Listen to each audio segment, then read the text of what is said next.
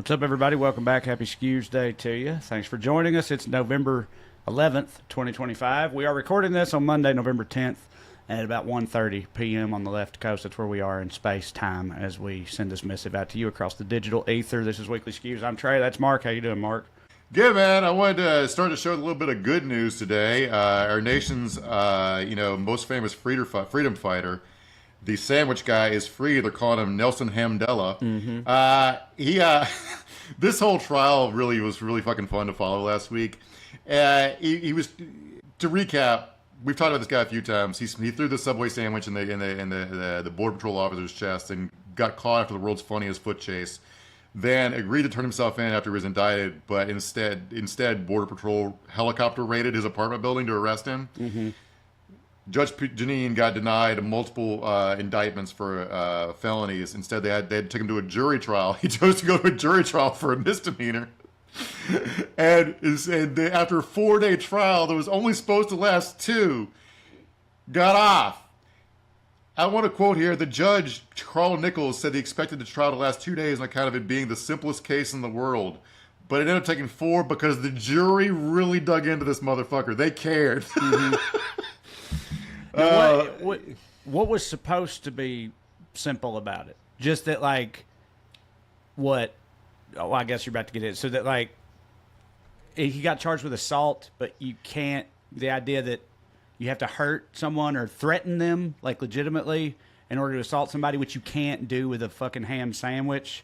So it's absurd, or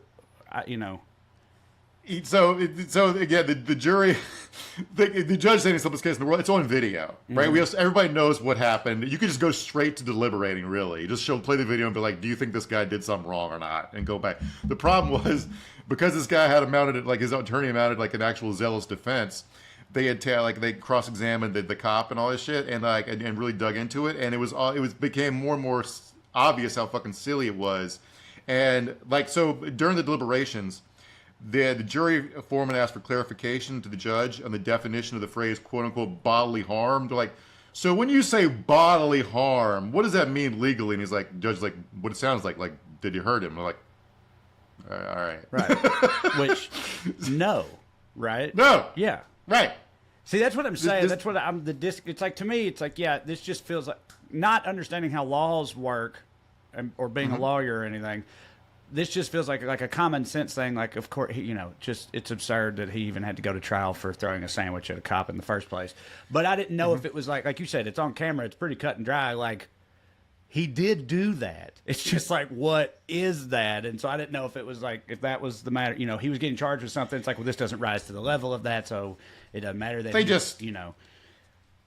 They just overcharged him for the beginning, and they still did at the end. Like, if they instead of misdemeanor assault, they charged him with disorderly conduct. They'd been like, yeah, he was drunk and he fucking threw a sandwich at a cop. I wouldn't have wanted to find him guilty, but of course, you shouldn't be doing that. But two big problems here because they actually mounted a fucking defense. All right, when they were cross-examining prosecution witnesses, and the defense attorney somehow learned about some gifts that the cop, whose name is Larimore, had received from his fellow officers after the assault, included a Subway sandwich plush toy and a patch that read "felony footlong." You've got a picture of this patch. Is hilarious. It makes sense that he would get his balls busted for this for like the rest of time or whatever, which is also hilarious to think about. He's never going to live this down. But it raised the question: if you had serious bodily harm, why are your coworkers and you laughing about it? Right? Yeah, well, I mean, he didn't have serious bodily harm. Even if he did, I could see cops or Border Patrol guys still kind of being dicks about it. He could be if something happened that put him in a wheelchair. If it was still comical in nature, I think they'd still roast him for it. To be fair. Sure. That is true, yeah.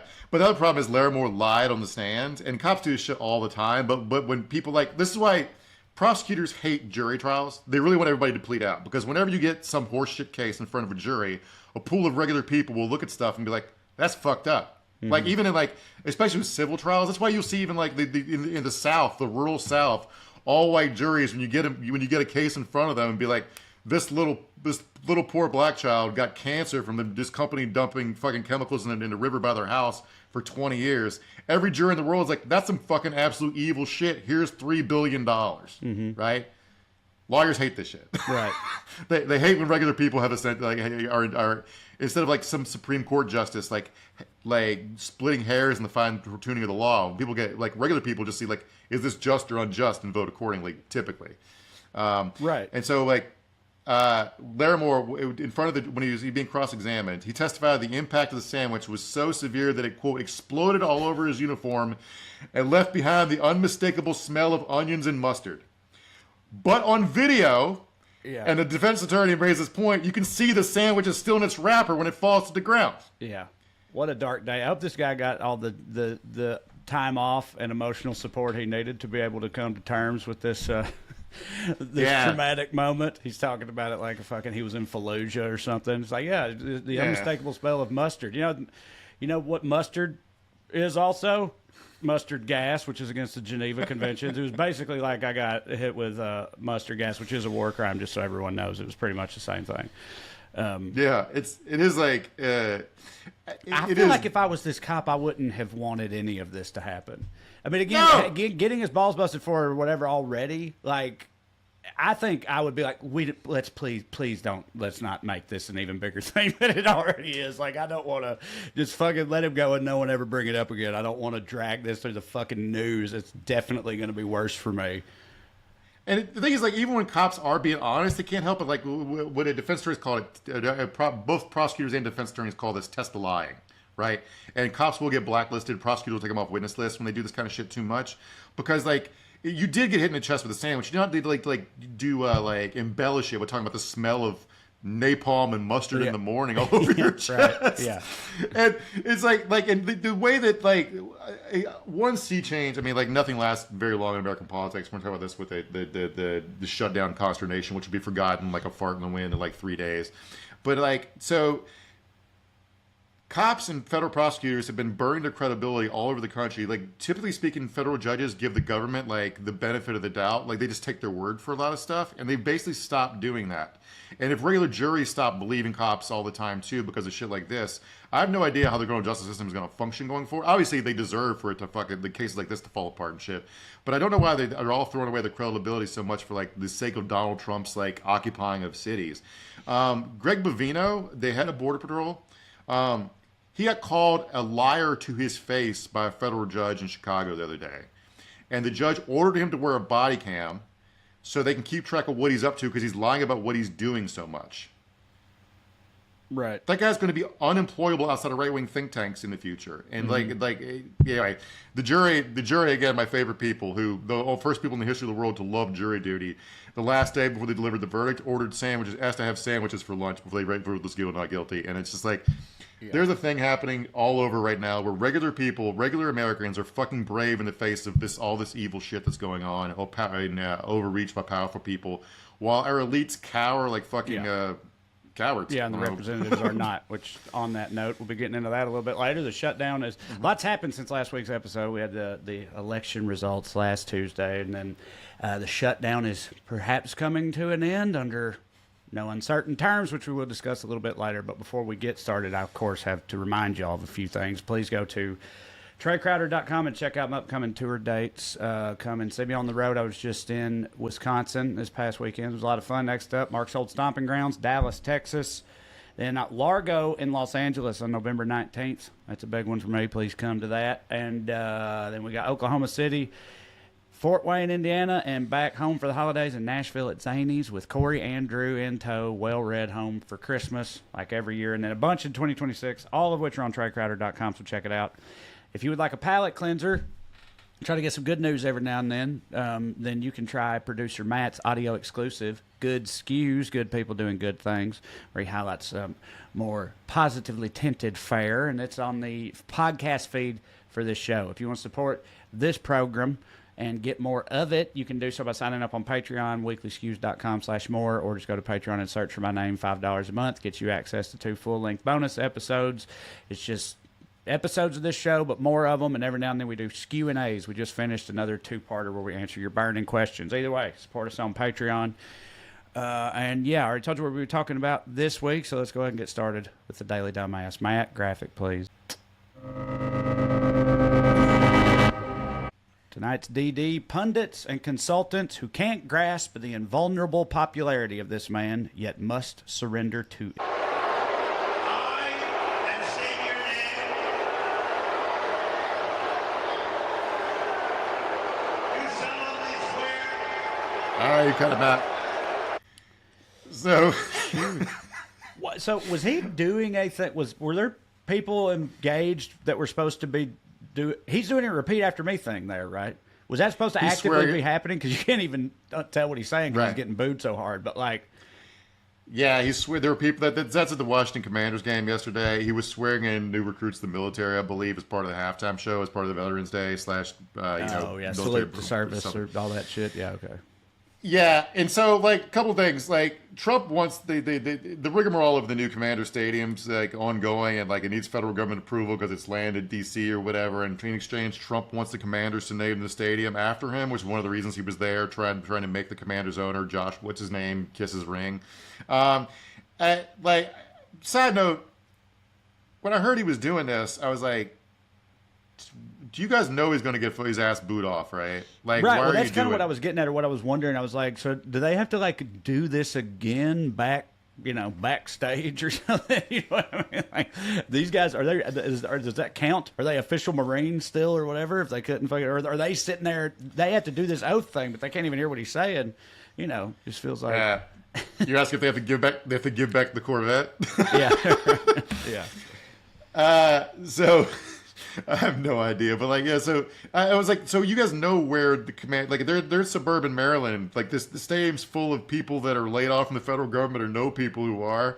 It's like a very blue state. I don't know what you thought was going to happen, but whatever. Yeah, that whole area. I was just in that area, Alexandria, Virginia, and up in there, and like, I mean, I shouldn't have been, but I was.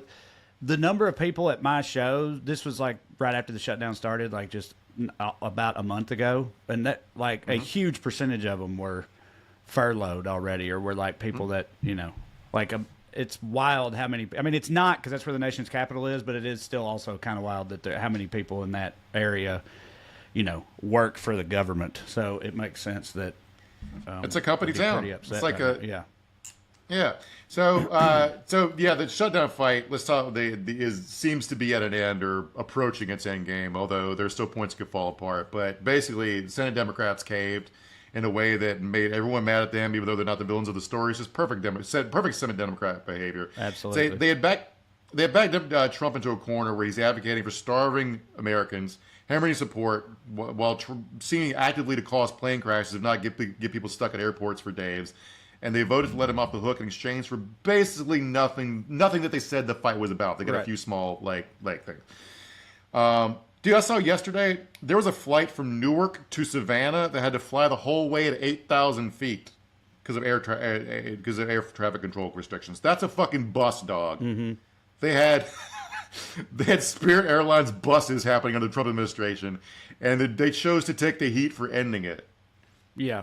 It's wild. Yeah, I don't get it. At first glance, like my initial reaction is like on the one hand, I get that it's a shitty situation to be, because like people are being harmed by this, and that sucks. And it's like if you're sitting there knowing like I could stop that from happening tomorrow, whatever. But it just feels like getting into this fight at all, which also seemed like worthwhile, because of people's health care doubling or tripling or whatever because of, this, and them trying to stop that from happening, at least for some time, is like, seems like a fight worth having. But when you get into it, like, you got to be committed to it, like you can't, like, you got to be more pot committed than this. You can't make it the longest government shutdown in history, right? And then just be like, all right, never mind, and get nothing. Like, you got to, like, I just feel like once you're in it, and you need to stick to your guns a little more than that. And like you said, it's just so like typical of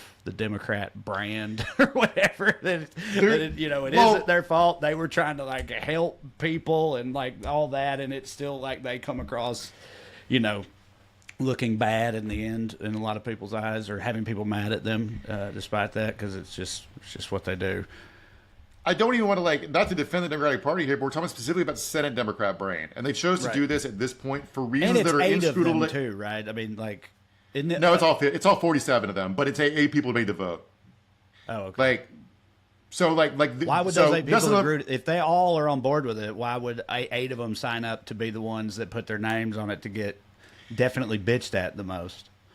They call it the designated villain strategy. But basically, so this is another reason this kind of horseshit doesn't work anymore is because we're all aware of it. Anybody who's paying anywhere remotely close attention yesterday, the Democrats had a caucus meeting, and this deal took weeks to work out. The Gang of Eight, so-called Gang of Eight, have been working on this for a long time, with Chuck Schumer's approval.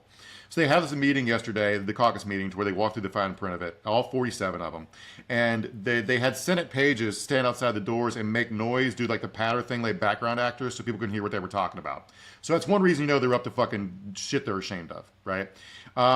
Then they come out, and the 8 people that make this vote, the exact number of votes the Republicans need to pass it because Rand Paul was opposed, exactly 8. All 8 are either people who have announced their retirement, are retiring but have an announcement, or people that aren't up until 2028. Okay. All right. Right? If you think every single one of these motherfuckers wasn't in on it, then you were born yesterday, right? And everyone you lay these facts out to is going to absolutely understand it. And another reason they're all into it is if Senate leadership absolutely orchestrated this strategy, if you were opposed to it, you and 23 of your colleagues can depose Chuck Schumer today. Mm-hmm. That's all you need. So if 39 of the 48 of you are actually pissed about this, how it played out, you can make a change. Has anyone tried to make a change? Has anyone come out and said they're vociferously that this isn't they won't stand for this? The closest I've seen it came is Chris Murphy being like, this was not successful, this was a bad idea, but is it call for Chuck Schumer's head? No. They all think it's fine. Right. See what I'm saying? Aren't there some people not in the Senate, but in the other parts of the party, right? There are people that are calling for him, calling for his head. House Democrats are fucking furious. Yeah. This is not an ideological thing. They're going to pitch the left is fucking angry. It's not the left. It's Richie Torres. They sold out so many members of their own party to do this, and they did it. And we need to be clear here. The only reason they would do this now, the elections happened last Tuesday. They were a disaster for Republicans. Trump came out and said he knew that they were a disaster for Republicans, and they were a disaster largely because of the government shutdown. I don't know about largely, but it definitely was a factor. And he said they need to open the government back up, even if it meant eliminating the filibuster. And Trump's been pressuring Senate Republicans to eliminate the filibuster to pass the continuing resolution as it existed. Democrats do not want the filibuster gone for several reasons. One, they're afraid of what the Trump administration will do with it in the short term. Yeah. Which would probably be not than ideal for our policy, but probably goodbye to the EPA, for example. Well, this is what always happens anytime the filibuster comes up, right? Because when the Democrats had power or whatever, ostensibly, but Manchin and Sinema and all that, and this same conversation was had in the court, and everyone, and it was the side that has the ability to do that doesn't want to do that because in the future they won't have it again, or they won't be empowered. It's just they're both afraid of what the other side's going to do with it or something. But also, I feel like it comes back to just both sides. It protects their ability to do what they really are there to do, which is nothing. Do you know what I mean? So as long as there's a filibuster there, it's harder for anything to happen, which both sides deep in their heart that's what they like and what they're there for, I think. So right now, Democrats can nonstop run on reforming the American healthcare system for the better. Right. And never have to do it because they can't get 60 votes. Right. Yeah. If you eliminate the filibuster and they can get 51 votes. Yeah. Now they have to do it. Now they're fucked. Right. Yeah. Right. So that's the other problem hanging over all this. They don't actually be forced to do the shit they promised on the campaign trail that the base wants, right? And Trump celebrated this just to give a middle finger. He'd already signed this, but it came out last night that he pardoned 75 plus co-conspirators in January 6th, including Rudy Giuliani, Mark Meadows, and Sidney Powell for trying to overturn the 2020 election. He did this even though they were charged on state charges. He can't do that. Right. He just put in a piece of paper saying they're free now. Yeah. He did the Kobe How My Ass Taste video to Chuck Schumer. Mm-hmm. And Chuck's like, thank you, sir. I'll take another, please. Right. So if 40 days ago, and this is like there's been this a lot of people have suffered the last 40 days, and people will endure suffering for a cause. And that's part of this. Is like the people that were suffering are some of them are the most fucking pissed. They're not just relieved to get their federal paychecks back or their SNAP benefits back. They're pissed as hell because they were they thought they were like suffering for a reason, right? It was and now all they for just naught said no. when you do this, yeah, right. It kind of makes the whole thing pointless in retrospect, which is even more annoying if you're someone who was affected by it. You know. Let me quote here from a federal worker. Okay, I would rather be an actual pawn. At least pawn sacrifices are calculated and achieve something. All this for a fucking meaningless vote. Let me quote here from a woman on Snap. Food was dangled over our heads for a month as a kind of psychological torture. I thought it was to save millions of people's health care. All right?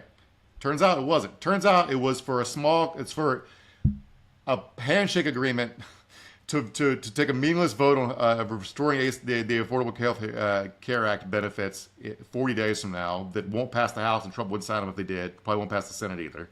And an agreement to rehire some of the fired federal workers. And back pay for federal workers, which they were going to get eventually after a court fight, but Democrats got it for the immediate. Good, right? But if I told you 40 days ago the plan was, how about we shut down the government for this very popular and specific goal, and then, okay, Trey, hear me out. You got to hear me out. This is very important. We hold out for like a month and a half, and then after an election where we ran the table, only then fold and don't get the one thing we said we wanted. Mm-hmm. Right. Yeah, I mean, it's just, again, just don't, if that's if you don't have like stones to really fucking see it through, you just shouldn't do it in the first place, is what, what I'm saying. Because I don't know what they thought. I don't know. They thought it would be easier than it was. They thought the Republicans would listen to reason or something. When's the fucking last time that happened? So, yeah. I don't know. You call a bayonet charge, get halfway across the field, then be like, wait, hold up, everybody stop and sit down for a second. So, to recap, the original Democratic demands were permanent restoration of the ACA subsidies, Medicaid funding restored, and no more blank checks for the Trump regime, i.e. rescission, where they're taking back funding for 50 votes that was approved for 60. Undoing everything was bipartisan. They dropped the Medicaid stuff immediately. They went silent on rescission, so they approved the continuing resolution. Trump's going to spend the money however he wants. I don't understand what the point of making an agreement with him is. And then they cut back to 1 year of subsidies for the ACA on Friday and completely surrendered Sunday. I just want to walk over what just happened in the elections. If you look at the exit polls, this is pretty hilarious. The exit polls basically say this. What do you think of the Democrats? They fucking stink. Mm-hmm. Who do you vote for? As many Democrats as possible. Right. I mean, that's pretty much my position. If you ask me, to answer those same questions, that's pretty much exactly what I would say. I've been saying that for 10 years or whatever, since I started doing all this shit in public. That's pretty much what I've been saying. Look, I hear you, but still got to vote for them because it's better than the alternative. But no, they don't hit for me. Don't get me wrong. I'm jealous of the people that vote Republican because they hate Chuck Schumer because their fucking lives are at least easier than mine. Right. To hate Chuck Schumer and still vote for people and make him Senate leader. I just thinking about one of my best friends from high school works for the federal government. He's a civilian employee of the Navy. I don't know exactly what he does for a living because of security clearance stuff, computer science shit, I think. But he's gone without a paycheck for almost 2 months now. And for whatever reason, I don't know. What do you want to tell him, Trey? Right. They damaged Donald Trump's political standing. People noticed the ballroom and shit. I guess politically it had some effect, but if it's having some political effect, guess what doing it more would do? Right. More. Yeah, you have to be willing to, like I said, hold the line and make it build to a fever pitch. The idea being there finally is enough pressure that they can't ignore it. They being the Republicans, I mean, that it gets, people are literally demanding, because they still were, most of the polls and everything were still suggesting that people generally did blame the Republicans for this whole situation, right? More so than not. They have control of every branch, everything. People are blaming it on them. Fucking, if it gets even worse and worse, it's it should only make them look worse and worse, and find the pressure point that it takes for them to reach where they finally cave is what you have to be prepared to do, I would think, and they clearly weren't. So I don't think they appreciate the direness of the situation they're in. They're acting like this is a normal. They're just doing normal politics, which is a normal case of executive overreach and public backlash, and they just write it out, and there'll be elections. And what if? Hear me out here. what if there's not really a federal government to take control of back when you win the next election? Mm-hmm. Has any of this considered them? Right. I mean, like first of all, the whole point of this, the rescission's part of it, and you could have gotten an agreement about the ICE's like budget stuff and shit. Like you could have the overarching point of this, the everyone unspoken part of it, was to get the executive branch to at least pretend to return to following the Constitution and the law. Over the weekend, ICE drove by and pepper sprayed into the window of a passing car, and hit a 1-year-old baby girl in the face. And Senator Dick Durbin of Illinois voted yes on this. Mm-hmm. So what the fuck do you stand for, Dick Durbin? If it's not, let's try to get ICE and Border Patrol to stop pepper spraying 1-year-old girls. Yeah. Were they, was that girl an illegal immigrant, this baby? Was the baby, was she a drug mule from Venezuela? She was wearing Chicago Bulls gear, which means she's definitely in Trinidad and Agua, so that's part of it. So, and all, do they think they saved anything for like to get people SNAP benefits? Like, they acting like they saved SNAP, but the plan in Project 2025 is to permanently end SNAP. Mm-hmm. So, like, what did you get? Like, you'd like stay alive 15 more minutes? Okay, about that, right? We started the show, the Daily Dumbass. The clip was from the Fox News program, and the point of it was showing Trump getting booed at the Commie Stadium, but. Mm-hmm. The chyron at the bottom, I don't remember exactly what it said, but it was something about Americans hurting because of the lack of SNAP just in time for the holidays or something like that on a Fox News show, right? And so this was hurting like Americans. Millions wait for SNAP benefits to feed their families. Right, yeah. on a Fox News show. Mm-hmm.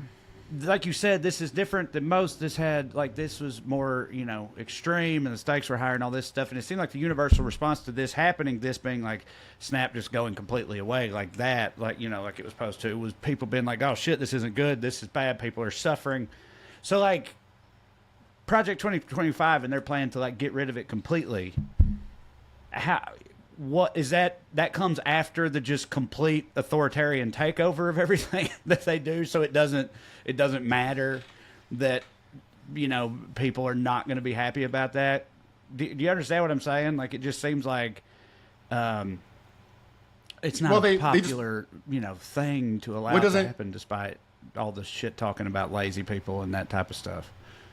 But the point of like what this stuff Fox News does is to obfuscate who's actually blamed for it, right? Because what they'll do is they'll say like, well, we would have loved to keep SNAP in place, but heroic Donald Trump had to root out all the waste, fraud, and abuse the Democrats were allowed to take place. Like all of it was going to illegals, right? That's the game. So like they can play it being for SNAP in theory and helping people, but obviously it's too corrupt to continue the program. So the idea like they don't need to be authoritarian to do that.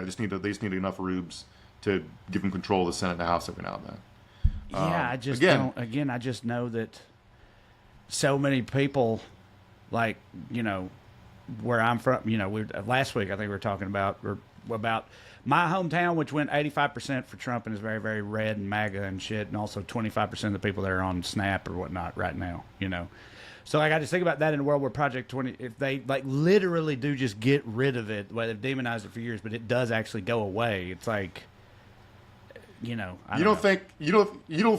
cannot conceive of being where we're from enough reactionary minded people literally eating roadkill because that's all they have and be like, goddamn Democrats gave my SNAP benefits to illegals. Well, that's actually what I said in the video that I made about when this first happened. I said that with their dying breath, they'll say fucking Nancy Pelosi, you bitch, or whatever as they expire at the end of it. So yeah, for sure. But I don't know. Yeah. The unrest and everything will still be there, and I just don't. I don't get like the future that they seem to want. I guess like eventually all those people just die and they're poor and gross, and so then you don't have to worry about that anymore. And then you got the techno-fascist Christian utopia or whatever the fuck is supposed to happen. Like, well, I mean, a lot of them believe their own propaganda that all these people who are on food benefits could go get these jobs. That'll that teach don't them to exist. be better. That'll improve their lives actually because they'll stop being lazy because they won't be. Yeah, right. the idea that there aren't enough jobs to go around because the Fed, the government intentionally manipulate interest rates to make sure like unemployment never gets lower than 4% is utterly beyond them. Like the idea that to keep inflation down, we make sure 4% of people are unemployed, and we all kick in a little bit of the money we save on eggs to make sure these people can have eggs. It's like the idea is just utterly beyond their comprehension. But like what pissed me off what the Senate Democrats did is like what the Trump administration was trying to do with the Republicans were trying to force them to choose between saving different groups of people. It's like on the one hand, it's like we got all these people that are going to lose their health insurance, and some of them. I mean, let's be real. People are going to die. There are people all over the internet right now being like, I cannot. If my insurance rates go up like this, I cannot afford to keep buying insulin. And what happens after that is this person dies. Right. So they were like, well, if you don't let us kill this person, then we will starve to death the people on SNAP. Right. Yeah. And they're trying to force this awful choice on Senate Democrats. Yes. And because any sort of center-left coalition or left-wing coalition or any of that requires solidarity, the only move here, the Dark Knight move, when Tiny Lou Zeus Lister throws the fucking bomb detonator out the window, is to not choose. Right. I refuse to make that choice. Mm-hmm. Instead, it got close to being a little painful for Donald Trump, and they decided to fucking make the choice. Right. Yeah, I know. It's almost like, I mean, it's not the trolley problem, but what I'm saying, the idea of like, they being the Republicans are the ones that are inflicting all this pain, and they're also being like, you could stop this right now, and the fact you won't really makes you kind of an asshole, like about the Democrats, and it's like, no, it's still them that's doing it. Like, I get that, you're standing there feeling like, if I pull this lever and fucking somebody's got to do something, but it's like, you're not the one who's fucking everybody over. They are. Yeah, and like, look, like, I'm not, like I know this is easy for me to say because I'm not in any immediate danger of missing a meal. Right, like this is all hypothetical for me. I'm just sitting here doing game theory shit. Well, didn't you say don't you have the insurance? Your insurance is going to go up a crazy amount, right? Yeah, yeah. So is mine. My wife found like a lesser plan, or either we can't afford, or either we can't actually afford, but it's going to be less good insurance. Anyway, it doesn't matter. It's my dumb bullshit. But like, so let's talk about the people that got sold out here, because like this is essentially like when they decided to do the trolley problem instead of like fucking trying to break the trolley. Right. It's not just people who need medicine. The small group. It's a small but substantial group of people who need to go to doctors. I know we forget about them a lot. But they also fucked over air traffic controllers. Trump apparently has an enemies list. He posted this on Truth yesterday, or this morning, I think. Air traffic controllers must get back to work now. And then he goes on to say the people that went to work the whole time get a $10,000 bonus, while anybody who called in sick because they weren't getting paid. He's made an enemies list of air traffic controllers. So there you go, Democrats. There's another group of people you threw out of the coalition to save your own fucking asses. You also threw under the bus all the people trying to make Trump follow the law on SNAP. This happened over the weekend.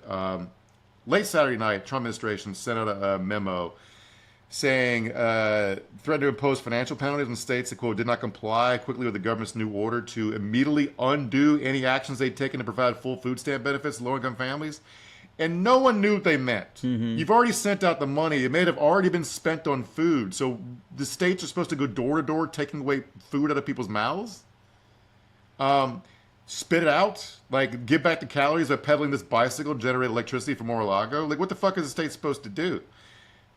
And talk about how these people think we're beyond history here. Do you know the 3 meals theory, Trey?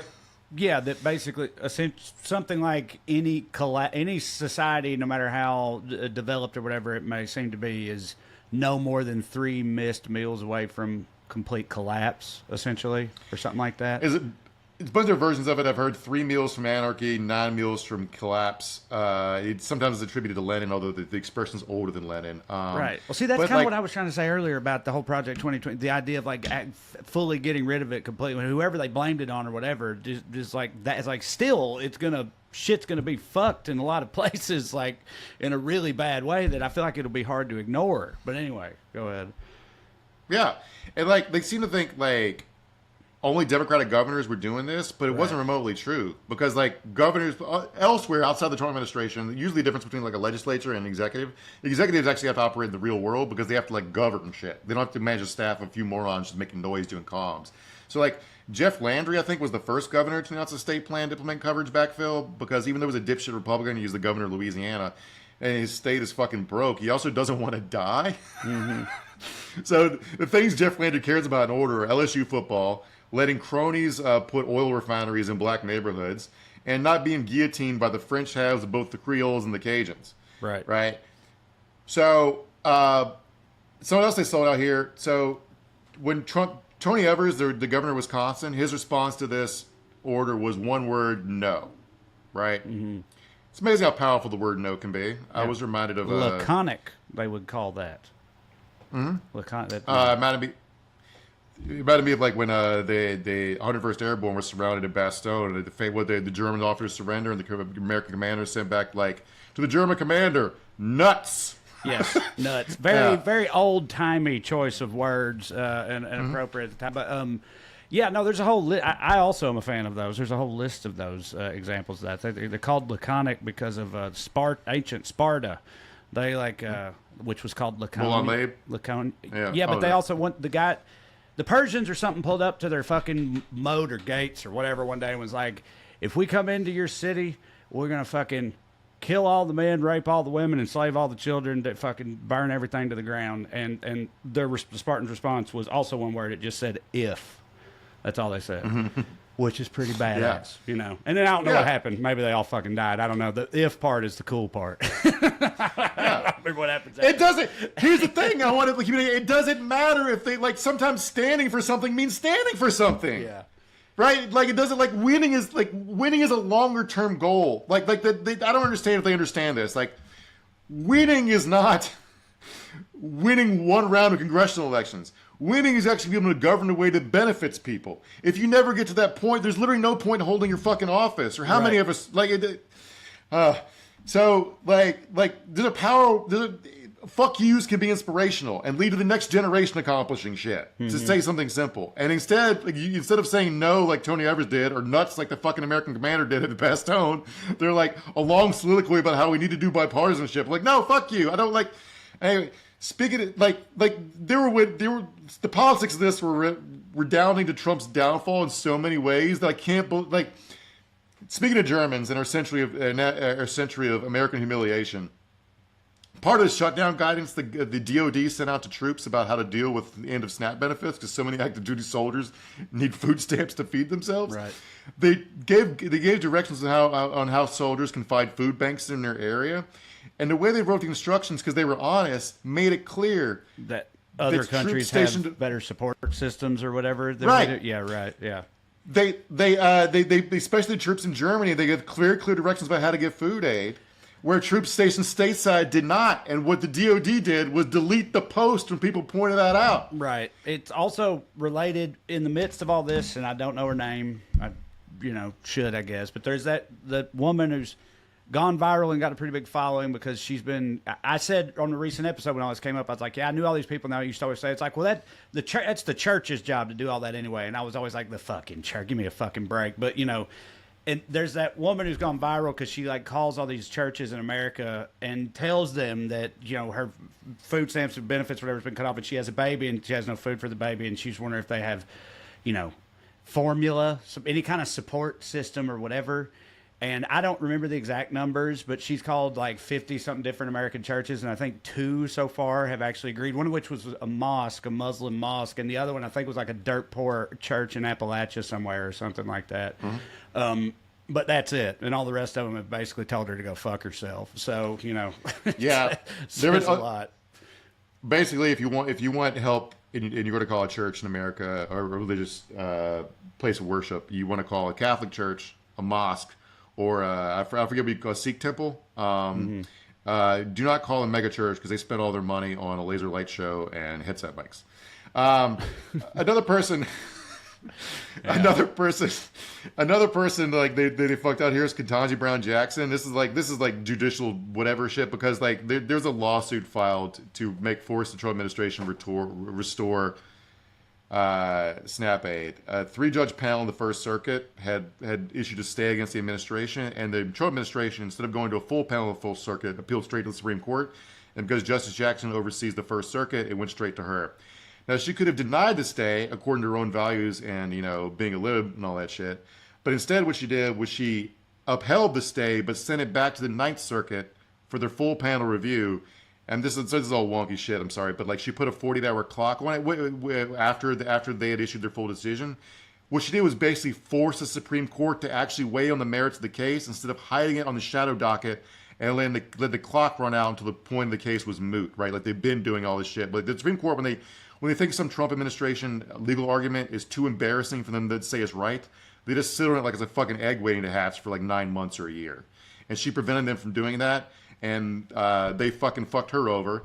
And then, by the way, 2 hours, several hours after the Democrats caved, the First Circuit ruled against Trump. So we could have known the outcome of this case where the SNAP benefits were going to be paid in 48 hours. Never fucking mind. Mm-hmm. Yeah. Just, side note, though, you brought up the Supreme Court. They declined to revisit gay marriage or whatever, right? Didn't that just happen today? Yeah, I didn't want to talk about it. We just happened months ago. Kim Davis, remember the Yeah, I know. Yeah, She had an effort to she got hit with a civil settlement for refusing the civil judgment refusing to marry gay dudes. It was a couple $100,000, and to get out of paying the money, what she wanted to do was have the Supreme Court say gay marriage is illegal again, so she'd have to pay the money. Right, and they just laughed her out. Yeah, right. Which is but I mean, look, should be laughed out of essentially any room if for no other reason than her haircut, which I assume she still has. Right, that's the real crime.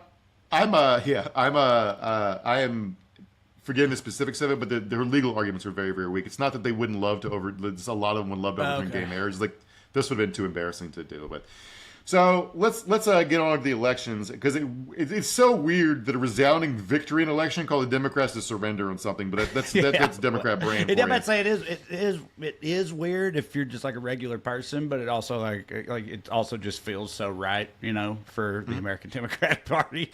Like it's both weird but also very typical. It's like, yeah, of course that's what happened. There are a bunch of fun science here, but one of the reasons Democrat won so decisively is they were able to flip actual Trump voters to the Democratic side. Like, for example, the percentage of Trump voters who backed Spanberger in Virginia was 7%. A similar 7% backed Mickey Sherrill in New Jersey, and the percentage of Republicans who say their congressional vote will be to oppose Trump is 7%. That's a 14-point swing. So basically, fuck Trump is an electoral juggernaut, regardless of what the Democratic Party does. It still is it just annoys me. It's like, this is a clear, a clear and decisive denouncement of the first year of the Trump administration for the American voting public and all this stuff. And to me, it's just like, well, I'm glad that's happening, but also like, y'all didn't even a little bit think that it might, a year ago. Do you know what I mean? Like the fact that it has to happen in the first place for people to then be like, oh fuck, this is all sucks. I totally forgot about how much all this sucks somehow. But again, I mean, I'll take it. It's frustrating to me, the goldfish memory. They're never going to think about it this way, because the other most unaccountable group of people in America, besides the members of the Senate, are the national media. But this is a huge the fact that people feel so misled about the realities of what Donald Trump will get up to in his second administration is a real failure on their part to let people know what's actually going on. That is true. That's a really good point. Yeah, I mean, I feel like I was living in this country the whole time, and as were you, and I feel like I was fucking very aware of what probably would happen, but the way that they sane-washed the shit out of Trump all the time, the fucking way that they covered the Biden administration and everything all the time, the double standard they have with Trump and Biden or Trump and anybody, and all of that is just, I mean, yeah, you're right. They're very, very, very complicit. If you tune into the news randomly, casually, like most people who have sane existences, and you see Project 2025, which is put together by these people who associate with Trump, said they want to eliminate the EPA and burn poor children for energy to fuel data centers, but Trump says he has nothing to do with that. Right. Moving on to the next topic. Exactly. What's your takeaway? Yeah. Right. So another reason, this is a funny part of how misinformed the general public is. So Zoran Mamdani won in New York City. Mayor handled pretty handily, obviously, especially considering he was run against an incumbent, a former Democratic governor, and also the Republican candidate. Yeah, I saw it right at the 11th hour. Trump, Elon, and like Ben Shapiro and a bunch of other people like pleaded with any New York Republicans to vote for Cuomo and not Siwa or whatever his name is, that Curtis Sliwa, because that was the only chance that they had of Mamdani not winning. And I think, if I'm not mistaken, that even if that would have worked 100%, maybe if every single New York City Republican, everybody that voted for Sliwa instead voted for Cuomo, he still would have lost, right? I'm pretty sure. Yeah. Yeah. Right. Mamdani cleared 50%. Yeah. Well, that hits for me, too. Yeah. All. So another thing, this is pretty funny. Like, the only reason I brought up Mamdani talking about the state of the news media and how misinformed people are. The Secretary of State in Kentucky had to put out a statement informing people that they could not vote in Kentucky. People were apparently showing up at polls in Kentucky trying to vote against Zoran Mamdani for mayor of New York. That's hilarious. Yeah, so if you work for Fox News, what are you doing with your life? It's like because people are so misinformed. Like 12% of California Trump voters voted yes on Prop 50 to fuck Trump out of being able to rig Congress. Mm-hmm. What the how? It's been less than a year. That's what I'm saying. Like, I don't. That's what I mean. The goldfish brain and the pendulum swings and all that. It's just, it's crazy to me because, yeah, I don't know. Yeah, but I'll take it. Exit polls in New Jersey found that Mickey Sherrill won 18% of Trump's Hispanic voters in the state. So that's 18% of people were misled about what Trump would get up to. With apparently, people saw that Trump said he was going to vote 3 million people and also only vote criminals and assumed there must be 3 million horrific criminal aliens in America. And nobody told them that wasn't true. So hanging over all this is the deep ironic hilarity that the reason they're doing all this misdistricting fight all over the country in the first place, they watered down a bunch of huge red districts from being Trump plus 20 to Trump plus 5, Trump plus 3. Because they thought the 2024 vote was a permanent realignment where all young people and Latinos are now going to vote MAGA forever. Right. Utah passed a fully gerrymandered map that includes an R+2 and R+6 district. If this trend holds, those aren't Republican districts anymore. I don't know what to tell you. The year's a long time from now, but the fact that everyone's so fucking confident and certain about how the future's going to play out remains hilarious to me. So yeah, to sum up, we're talking about the elections in vaguely, but there were 13 elections for statewide office last Tuesday. Democrats swept all 13. There was 1 in New Jersey, 3 in Virginia, 2 in Georgia, 7 in Pennsylvania, which were all judges. They won 12 of the 13 races by double digits with margins of up to 24%. The only other race that tied us, they won by 6%. So Moms for Liberty lost every one of their contested school board races nationally. The people continue to love book bans, man. I want to laugh about this. This is an actual mailer from a school district outside of Houston, Cypress Fairbanks ISD. If you got this, Matt. This is a picture of Satan himself endorsing the, I guess, ostensibly anti-book ban candidates. So anyway, the 3 people that the Satan was endorsing all won handily. Hail Satan. Another positive development here. Democrats swept all 3 statewide races in Virginia, like I said, but 50% of all ad spending by Republicans in the Virginia governor's race was on anti-trans ads, and they got blown out. Can we leave trans people fucking alone now? Right. Yeah, I don't know. Well, they got to find the new thing first, Well, it's been Furries? What'd you say? Furries? We go back to furries. Yeah. Again? Well, I feel like you just said, this election just happened and 57% of it was about anti-trans. So they still been going after the trans people, but they also, they went harder on immigrants, it feels like, recently. Mm-hmm. But, dude, I didn't know we were talking about this, but there was a Republican sheriff who got voted out in suburban Philadelphia, pretty right-wing area, I think, and his Democratic challenger ran solely on stopping cooperation with ICE. So they can make about immigration if they want. I want to mention Jay Jones for a second. So we talked about it a few weeks ago in a bonus episode. He's the Attorney General candidate, the now Attorney General elect in Virginia. Who sent the text that got outed where I didn't realize it was you set me straight. I didn't realize it was a joke from The Office. Do you want to quote the joke, Trey? Yeah, in The Office, it's Michael Scott hates Toby, the HR guy, a lot, and he's at one point he's talking about Toby, and he says if Adolf Hitler, Osama bin Laden, and Toby were in a room together, and I had one gun with only 2 bullets, I'd shoot Toby twice. So, Right. Yeah. So Jay Jones made the same joke about the Speaker of the House of Delegates, and he texted it to a Republican delegate. Yeah. Hilarious. He also talked about how maybe if they could make progress on gun violence, that maybe the speaker's children need to get shot. But what I was about to say, by the way, for the record, when you first brought this up, and I was like, yeah, that's an Office joke or whatever, and it is. I then later, or maybe even on the show, at some point later, I actually saw the actual text that he sent, and again, knowing the context that it was to a Republican in Virginia or whatever. And I very much was like, bro, what are you doing? This is you got to be a little more savvy than this. I feel like because it was just not. Yeah, and the pearl clutching. Like I saw a bunch of conservatives, activists, and pundits who live in Northern Virginia being like, it's disheartening to know that my neighbors want me dead. It's like, bro, he's obviously just fucking mouthing off. Don't get me wrong. I'm not saying it wasn't any kind of like actual stoking violence type thing or whatever. I just mean like.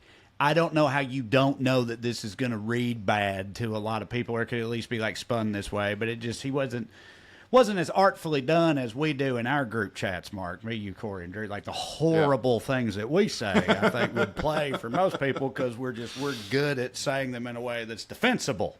This guy, not as. We also don't. We don't add to the group chat a coworker on the opposite side of the aisle who would love to see our downfall. Yeah, right. Yeah. so a lot of things about pretty stupid. Anyway, despite this controversy, Jay Jones ran ahead of Kamala Harris in a state she won. There was a Trump to Jay Jones County, Surrey County, Virginia, went from Trump to Jay Jones. And here's the real plot twist. Carrie Corner is the fucking Republican who snitched on and releases texts to the public. She lost. The voters of Virginia say that snitches get stitches, Carrie. Yeah. Oh, my God. Dude, another Virginia race, absolutely fucking hilarious.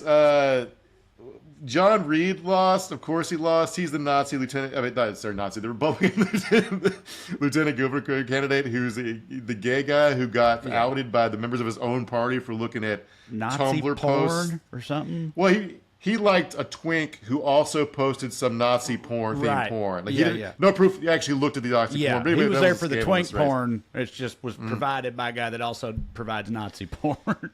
Who among us, you know? So he was so far behind. I need to shit on this because I saw details of this and I got them wrong. I thought that there was a debate and that the Democrat showed up with an AI of herself to debate him, but that's not really true. She refused. She didn't feel the need to debate him because she was ahead so much. The woman named Ghazala Hashmi, and so he decided to create an AI of her to debate. And I didn't watch. I only watched a little bit of it, but the YouTube comments were like, "Bro, did he lose the debate to an AI that he programmed?" I want to show you this. If you got this video clip, Matt, throw it up here because this is so this. He should be humiliated for the rest of his life. Good evening, and thanks for joining us on this unique occasion for an exchange of ideas between the two candidates running to be the next Lieutenant Governor of Virginia. First, the Republican candidate, Mr. John Reed. Welcome, Mr. Reed.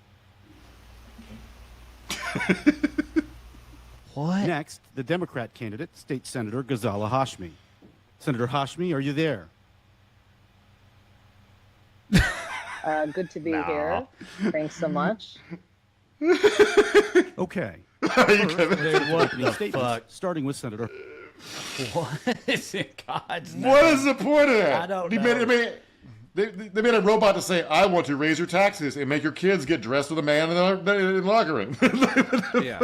By the way, it feels like you shouldn't, and I mean, I guess this is true of a lot of AI things, but it feels like you shouldn't be able to do that either, in my opinion. But also, it's just, you just shouldn't because it's a bad idea and a bad look, and not something that anyone can take seriously. But, yeah, what a weird and stupid time. Yeah, I do want to note, since we're running out of time, probably my favorite electoral result was a state senator election in Texas outside of Fort Worth. This is for personal grudge reasons. This is a district that Trump won plus 18, but the Democrat Taylor Remick came in first at 48%. They headed to a runoff. Former South Lake Mayor John Huffman came in third/last. This is after casino owner, Donald Trump fan, and Mavericks majority owner Miriam Adelson spent $3.2 million supporting Huffman again in a state senator's race. That works out to $193 a fucking vote. To this, I want to say, trade Luca again, you dumb old troll doll looking bitch. All right. So, looking forward, this is a funny thing. Look forward to the Senate race. James Tallarico, no idea, was going to win the Democratic primary for Texas Senate. But Axios put out this weird hit piece about the fact that on Instagram, he follows some accounts for women who also make money on OnlyFans and do escort stuff. No reason to know if he knew about this stuff, and like he just most of it's like he follows this woman who on another site posts nudes. He says he never subscribed to an OnlyFans, so it's so weird. Like Tallarico's like a Bible thumping lib. He's like, we should care for the poor. Yeah, kind I of liberal. I know who he is. Yeah. So it's weird what kind of parts of Christianity that we're hanging on to. It's like fuck the poor, but not ourselves. Like, you can't masturbate, I guess. It's one of those things. It's kind of like no one probably is going to get this because we definitely don't overlap very much. I don't think. But you know, John Crist, the comedian, the Christian comedian. He's also like a buddy of mine. I've known him for years. He's a Nashville guy, but he got pseudo canceled almost. I mean, this was years ago now. He's a single comedian, and it just like I said, he's a Christian comic. It just like came out that he was just like getting laid on the road, basically. Not teenagers, totally fucking like same age, single girls, whatever. But because he's Christian, it was just like that's just sinful. So it was a problem. It's the type of thing where anybody else, literally no one would bat an eye. And it's how this Tallarico shit. It's like if he wasn't a Bible thumping lib, like you said, would anyone even pretend to care about this? And by the way, I still don't care about this. There's a million reasons you could follow all kinds of titty accounts, you know? Nothing wrong with that. We're not going to start vilifying guys for following titty accounts. I actually don't really. No. I'm more of a cat and cakes type of guy. But yeah, I don't give a fuck. And I don't think it really affect him either. So it should be fine. No, the fact there's Axios, the DC outlet, felt weird. It was like, did the Democrat Senate campaign committee do this because they want Colin Allred to win the primary? Because like I can't remember. But anyway, Tallarico also follows Instagram accounts of adult film actors such as Honky Tonk Angel. So like, come on, if you can't win Texas Senate because you jerk off to a woman called Honky Tonk Angel. Get the fuck out of here. Right. Anyway, like Tallarico's campaign statement, quote, while James was unaware of how these women make money, he does not judge them for it and will not play into an effort to smear them for clickbait articles. That's exactly what his Christian faith calls him to do. What would Jesus do? Literally hang out with the sex workers. Yeah. True. And if we're gonna follow, please, can one national outlet write about all the fucking Nazi accounts that J.D. Vance and Elon Musk follow and interact with all day, every goddamn day? Absolutely. Fuck. Well, it's way more than just following online for those guys with the Nazis and shit, and like Curtis Yarvin and people like that. Like they, hang out with them physically all the time. Do all kinds of So it's 10 times worse. But I don't want to hear about fucking Tallarico, being a fan of Honky Tonk Angel's OnlyFans page or whatever the fuck's going on. Then Senator J.D. Vance was very famously all over the internet, although not covered in sort of mainstream media stories, in group chats with teenagers when he was almost 40 years old. I don't know what he was doing. Does that strike you as weird? Strikes me as a little weird.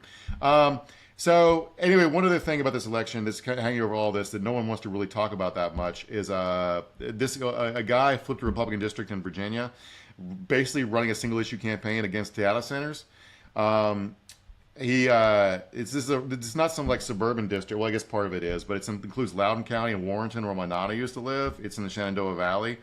So basically, local elections are revolving heavily around data centers, while higher level politicians ignore it and just keep plugging ahead with them. And eventually, this is going to catch up with somebody.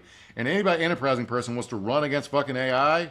I know I complain about it all the time, but other people hate it too, and you can totally do it because it's poisoning people's water and driving up electricity prices, and it's going to be an issue. And a quote here from State Senator Danica Rome, a Democrat who represents part of Prince William County and D.C. suburbs. There are a lot of people willing to be single-issue, split-ticket voters based on this. So, yeah. Mm-hmm. All right. Well, overall, still, like I said, The intensity of the pendulum swings in this country while they do frustrate me again. In this position we're in right now, I'll take it. So pretty positive outcomes overall. That was last week. This week the Democrats are right back to fucking up already. But anyway, whatever. But anyway, thanks for Pendulum swings, baby. yeah. Thanks for watching. We appreciate it. And go to TreyCrowder.com. Check out upcoming tour dates. Get tickets. Come see me. Listen to producer Matt's good Skews. On the audio feed of the show, and consider signing up on Patreon, weeklyskews.com/more, $5 a month, 2 full-length bonus episodes. And either way, if you keep watching on Tuesdays, we'll keep showing up. We'll see you next time. Love you. Bye. Skew.